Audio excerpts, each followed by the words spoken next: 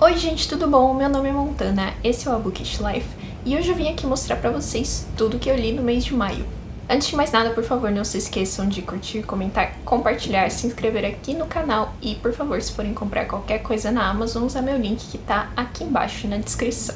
Então vamos lá, eu vou seguir a ordem que tá aqui no Goodreads, tá? Porque, assim, sinceramente, eu não lembro a ordem que eu leio as coisas, né? Às vezes eu não lembro nem que eu li alguma coisa.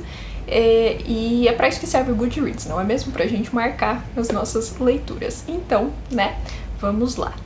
Eu comecei em maio lendo O Histórico Infame de Frank Landon Banks, da E. Lockhart, que foi o livro do mês, né, do Clube Dark Academinas da Clave Secreta, um clube em que nós lemos livros do gênero e da estética Dark Academia. Vou deixar aqui embaixo, tá, o grupinho que a gente tem no Telegram, caso vocês queiram vir ler com a gente. E esse livro, faltou o Dark, tá, faltou o Academia. Eu achei ele muito fraco, eu dei 2 estrelas pra ele. Assim, primeiro que eu não vejo propósito em você escrever um Dark Academia sem ter um crime, né? Vamos começar daí, porque nesse livro, basicamente, não tem um crime, não acontece muita coisa. Eu achei um livro um tanto quanto pretensioso também. Todos os personagens, quer dizer, não todos, né, mas assim, a protagonista e pelo menos mais uns 2 personagens lá estão sempre tentando provar um ponto, inventando filosofias e uns diálogos que você fala, é impossível que isso fosse acontecer entre... Eles são o quê? Adolescentes, eles estão no... Aliás, tanto não é academia que nem se passa na universidade, né? É uma escola para ricos, uma escola de ricos, uma escola privada super exclusiva lá. Mas assim, de ensino médio, então eles têm o quê? 15, 16 anos, eu acho? E assim, vários nada acontecem, tá? A protagonista, ela fica lá tentando entrar nesse clubinho secreto de garotos e provar que uma garota também é capaz de fazer as coisas. Mas, assim, ela só tá fazendo isso pra impressionar o macho lá, o garoto que ela tá saindo. E aí, no final, ela ainda sai de louca da história, sabe? Então, assim, pra mim foi um grande desperdício. Infelizmente, odiei, nota 2. Em seguida, vem um livro que eu comecei a ler em abril, porque eu fui lendo ele bem lentamente, mas eu acabei no comecinho de maio, que foi o Paraíso Perdido, do John Milton, né? Esse poema épico em inglês do século XVII, que trata de temas bíblicos, basicamente, né, Paraíso Perdido. Então ele vai da queda de Lúcifer, do paraíso lá pro inferno, enfim, toda essa criação do inferno, aliás, né, com todos os anjos que caíram junto com o seu Lúcifer, e a gente termina com o homem sendo expulso do paraíso. Então a gente tem tudo que acontece no meio disso aí. Mas eu vou fazer resenha, tá, desse livro. Então, em um vídeo que vai sair muito em breve, assim eu espero, eu conto mais pra vocês de tudo que acontece aqui. Mas assim, amei, 5 estrelas, maravilhoso. Eu amo poesia épica, esse não é o único, né, poema épico que vai aparecer aqui, inclusive, e é um super calhamaço, assim, ele é todo ilustrado, ele é belíssimo, né. Essa edição da 34 é maravilhosa, ó, tem ilustrações incríveis. E, enfim, eu amei muito a história e também a maneira como o John Milton narra todos esses eventos, né? Eu sempre digo que esse livro, ele é a maior fanfic da Bíblia que já foi escrita, assim, e, enfim, gostei muito de como o John Milton misturou épico, porque épico tem muito da tradição greco-latina, né? Então, assim, deuses e mitos e mitologias antigas, e aí ele mistura com, né, elementos cristãos. Falando em poema épico, a minha leitura seguinte foi A Canção de Roland, da qual já tem resenha aqui no canal, tá? Vou deixar aqui em cima nos cards, então vocês vão lá ver. Esse é basicamente o maior poema épico francês já escrito, né, no sentido assim, não de grande, ele não é grande, mas o mais importante, o que mais foi difundido, né, lá na Idade Média, na corte do Carlos Magno. Mas se vocês quiserem saber tudo, contei quase tudo que acontece aqui no vídeo de resenha, então vão lá. O próximo livro, na verdade, são 2, tá? Que eu li pra faculdade, mas é um livro que eu já tinha há muito tempo, tanto que a minha edição é bem velhinha e eu queria muito ler, mas ainda não tinha tido a oportunidade, né? A faculdade trouxe isso para a minha vida, que foi Noite na Taverna e Macário, do Álvares de Azevedo. Álvares de Azevedo, que é um dos maiores representantes do movimento romântico no Brasil, né, mais especificamente do ultrarromantismo, a segunda fase do romantismo, e aqui a gente tem duas histórias. O Noite na Taverna é uma série de narrativas, então a gente tem ali um grupinho de pessoas, na maioria jovens, tá? Que eles estão numa taverna e aí eles resolvem começar a contar histórias de horror pra passar o tempo, né? Eles estão meio bêbados também, aquela coisa fim de noite, assim, fim de festa, tem o povo que tá jogado no chão e tal. E aí eles resolvem começar a contar essas histórias de terror, que deveriam ser histórias de terror, só que, né, na verdade, quando você lê, na verdade, as coisas que esses jovens aqui fazem é que são o verdadeiro horror. Então, assim, é no nível absurdo, assim mesmo, de excesso, sabe? Principalmente coisas que eles fazem com mulheres, né? Que eles conhecem, que passam ali pela vida deles. Então, é uma coisa, assim, tão absurda que você nem fica revoltado. Você só acha, assim, é um ridículo, é tão extremo, sabe? Enfim, romantismo, né? Romantismo é ainda mais a segunda fase, uma fase de excessos. E a segunda história que tem aqui nesse livro é Macário, que é uma peça de teatro de caráter bastante experimental. Ela tem um prólogo ali, um prólogo não, né? Na verdade um prefácio, em que o Álvares de Azevedo fala, se eu fosse escrever uma peça seria assim, assim, assim, eu tiraria isso de Shakespeare, eu colocaria isso de não sei quem, então... Ele tá meio que explicando o que ele tentou fazer no Macário, mas basicamente nessa narrativa a gente tem três personagens, né? O Macário, que é um jovem, assim, que ele tá indo estudar, né? Ele não sabe muito da vida e tal, mas ele é sarcástico. E aí, numa das paradas que ele faz ali no meio do caminho dele, ele conhece um desconhecido, que ótimo, que lindo isso. Ele conhece, né, uma pessoa com quem ele começa a conversar ali, que é ninguém mais, ninguém menos do que Satã. Né? E então Satã vai virar meio que o guia do Macário nesse mundo, né? Eles vão, enfim, viver algumas aventuras ali que na verdade ficam meio em segundo plano, elas não são contadas, né? A gente não tem muito essa narrativa como tem em Noite na Taverna.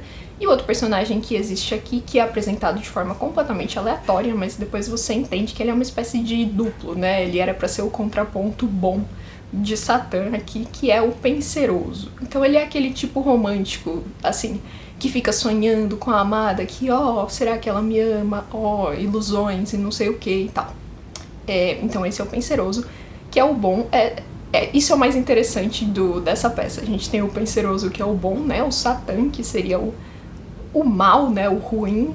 E a gente tem o Macário, que acaba sendo uma síntese dos dois, né? É uma peça que tem...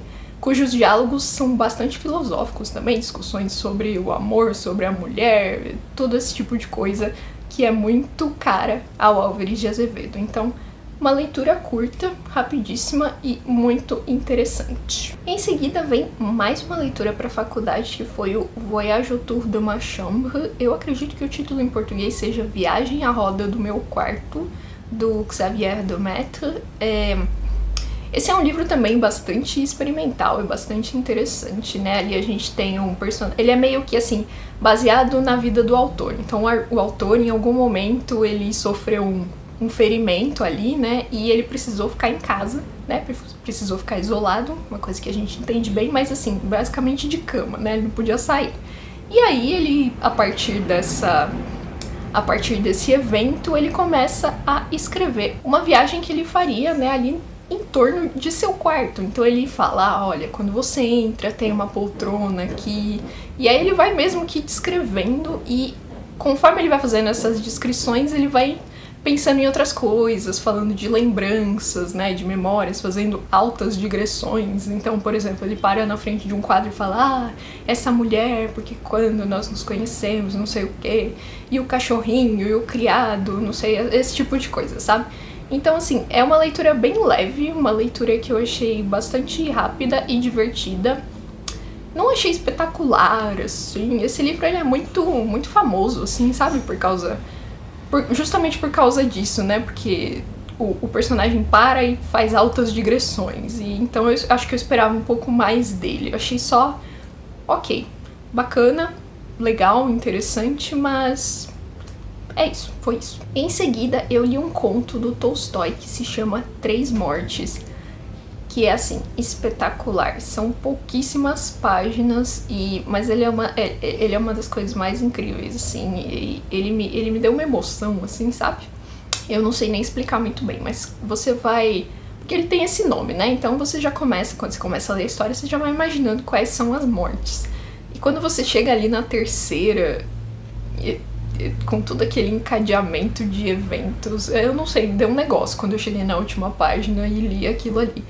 Enfim, Tolstói sendo Tolstói, né? Espetacular e assim, tudo pra mim. A próxima leitura eu não vou me estender muito, porque eu já falei dela no vídeo de book haul, o último book haul que saiu aqui no canal, vou deixar nos cards também, tá? Porque eu comprei o livro e já li, que é Os Anos de Aprendizado de William Meister, do Goethe.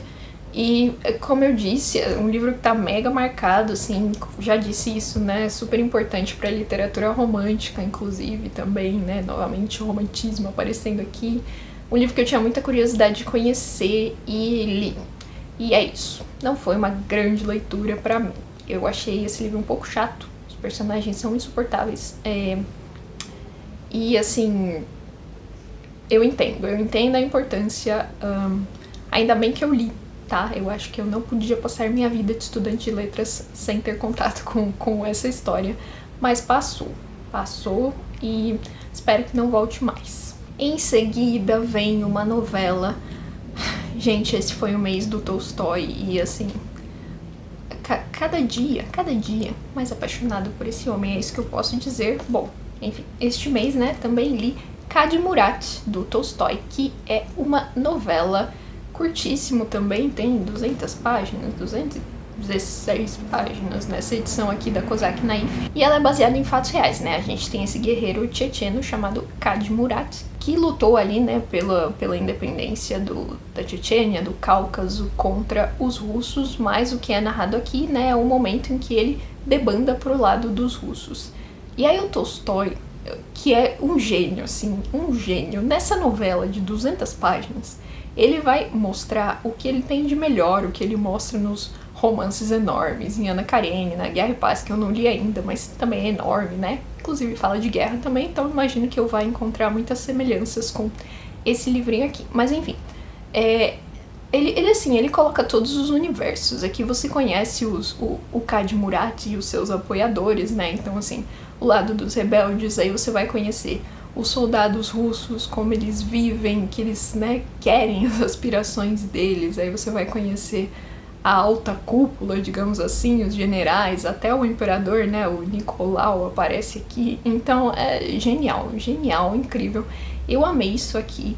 E o final, assim, quando a gente chega lá nos finalmente da coisa, o jeito com que o Tolstói narra esse momento, assim, que é o ápice da história, eu fiquei passada, chocada, de verdade, tá? Sem a ironia do meme. E eu recomendo isso aqui pra todo mundo, tá? Não tem mais essa edição no Brasil, né, meninas? Porque a Dona Kozak e Naif acabou. Mas, tá, tem uma edição da editora 34. Vou deixar aqui embaixo na descrição o link se vocês quiserem comprar. E assim, real, se você quer conhecer a escrita do Tolstói e você tem, sei lá, preguiça de ler um romance de 800 páginas, leia esta novela que você vai entender o que é este homem escrevendo. E neste mês de maio também, né, chegou ao fim a leitura coletiva de O Senhor dos Anéis com O Retorno do Rei. Então encerramos essa saga, assim, incrível, tudo pra mim, maravilhoso. Aqui a gente tem os dois últimos livros, né, da história, o livro 5 e o livro 6. Eu particularmente gosto muito do livro 5, que é onde ocorre mesmo a guerra, né, onde a gente tem luta e espada e enfim, todas essas coisas aí acontecendo. Mas o livro 6 é a conclusão mesmo da história, né? E a gente tem um pós ali, pós-conclusão, né? Muito interessante. A gente vê um pouco pra onde vai a vida de cada um dos personagens ali. E eu queria chamar atenção só pra um momento, porque é um momento que não tem no filme e que eu acho maravilhoso, que é toda aquela corte ali, né? Do Faramir e da Elwyn. É incrível, assim, Faramir 100% gado da Elwyn, maravilhoso. Amo este casal, amo estes personagens, torço pelo sucesso. Por fim, a última leitura completa, né, deste mês também foi um livro que eu li pra faculdade, que foi Memórias do Subsolo, do Dostoiévski. Gente, Queria agradecer aqui, aproveitar esse espaço para agradecer meu professor que mandou a gente ler esse livro para aula. É pequenininho, tá? Porque, assim, fazia muito tempo que eu não lia um livro do Dostoiévski. E o que dizer deste homem que eu amo? Tudo pra mim. Bom, enfim. Aqui a gente tem, né, esse personagem altamente dúbio, altamente paradoxal, contando alguns momentos ali da sua vida de subsolo, né, de funcionário ali, público e tal. Assim, Dostoiévski, assim, você tem que ler para entender. Novamente, né, como eu disse do Tolstói, você leia para entender o que é este homem escrevendo. Altas reflexões e, enfim, altos monólogos interiores. Então, se você gosta de um bom monólogo interior, que não faz o menor sentido, que faz você gostar e odiar o personagem ao mesmo tempo. Mas um livro que é pequenininho, então, assim, recomendo demais também. E para completar as leituras do mês, né, avançamos na leitura coletiva de Ana Karenina, também do Tolstói. Eu disse que era o mês do Tolstói. Em maio lemos a parte 4. A discussão aconteceu no último domingo, tá? Essa é uma leitura coletiva em que a gente lê uma parte por mês e sempre tem uma live de discussão ao final do mês aqui no meu canal. Vou deixar nos cards, tá? Pra quem quiser ver. Aqui embaixo na descrição tá o grupinho do Telegram pra quem quiser ler com a gente, né? Chegamos na metade agora. Faltam 4 partes, então agora em junho vamos ler a parte 5. E assim, gente, nessa parte 4, que inclusive é a menor em número de páginas que nós lemos até agora, foi onde tudo escalou. Assim, começou de boa, né, tranquilo ali, todos os eventos seguindo e tal.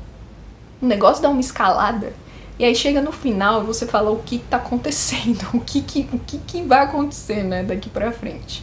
Mas é isso, então já tô muito ansiosa pra começar a ler a parte 5. E por fim, eu falei que ele ia aparecer aqui em quase todos os vídeos, assim, de encerramento do mês desse ano, né? Pois é, mas eu digo que fiz um bom avanço e talvez junho seja o último mês em que esse livro vai aparecer aqui, que é, né, The Way of Kings, do Brandon Sanderson, que já foi anunciado, inclusive, que vai vir pro Brasil ano que vem pela editora Trama, tá? Este neném de 1250 páginas, no qual eu avancei, assim, muito, mas muito nesse mês. E, ó, vou até mostrar o marcador aqui. Faltam 100 pagininhas. Mentira, faltam 120, vai. Faltam 120 páginas pra eu acabar isso aqui. E também tá no auge, assim, o auge da confusão e da gritaria. E era isso que eu tava querendo. Amo demais, assim. É um livro bem lento, principalmente no começo, né? O começo dele é bem difícil, mas o Brandon Sanderson, ele sabe fazer uma construção de mundo, né? Então, tudo, assim... Eu tô, assim, na página 1100, 1130, 1130. Eu sinto que eu já sei bastante coisa sobre esse mundo, mas eu sinto que ainda tem muitos mistérios pra serem revelados. E os personagens são incríveis, incríveis. Eu amo todos, até os que eu odeio, porque eles são todos incríveis. E é um mundo que eu tô doida pra continuar desvendando, né? Porque é o primeiro livro de uma série que vai ter 10 livros, então vamos ter segredos e mistérios até o fim, com toda certeza. Só espero que o Brandinho não mate meus personagens favoritos. É só isso que eu peço pra ele. Então é isso, espero que vocês tenham gostado. Por favor, me contem aqui nos comentários o que vocês leram, né, em maio, qual foi a melhor leitura, pior, alguma coisa que decepcionou ali de repente. Não se esqueçam, por favor, de curtir, compartilhar, se inscrever aqui no canal e se forem comprar qualquer coisa na Amazon, usar meu link que tá aqui embaixo na descrição sempre, tá? Então vejo vocês no próximo vídeo e tchau!